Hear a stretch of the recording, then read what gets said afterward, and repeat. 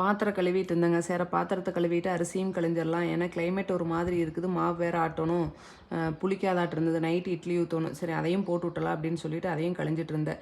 அந்த அரிசி கழிஞ்ச தண்ணியிலேயே எப்பவுமே ஃபேஸ் வாஷ் பண்ணுவேங்க. கொஞ்சம் நல்லது. அதனால ஃபேஸ் வாஷ் பண்ணுவேன். ஃபேஸ் வாஷ் பண்ணிவிட்டு நெக்ஸ்ட்டு உளுந்து பார்த்திங்கன்னா நம்ம பொட்டு உளுந்து தான் வாங்குவேன். அதையும் கழிஞ்சிட்டு அரிசியெல்லாம் வாட்டருக்கு போட்டு விட்டு சரி வீட்டை க்ளீன் பண்ணி விட்டலாம் அப்படின்ட்டு வந்தால் வீடு ஃபுல்லாக பொம்மையாக கிடந்தது.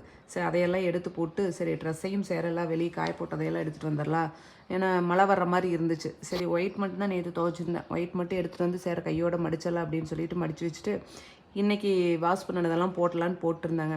நான் எப்பவுமே ட்ரெஸ்ஸு வந்து துணி காய போட போனோன்னாவே வந்து கூப்பர் வெளியே வந்துடுவார். இன்றைக்கி நான் கவனிக்காத என் பாட்டு காய போட்டிருந்தா மாமா வெளியே வந்திருப்பாங்களாட்டு இருக்குது. கீழே போயிருக்காங்க. பின்னாடியே ஓடிட்டானுங்க. எங்கடா காணான்னு பார்த்தா பின்னாடி ஓடிட்டார். சத்தம் போட்டாங்க கீழே இருக்கிறாமா அப்படின்ட்டு.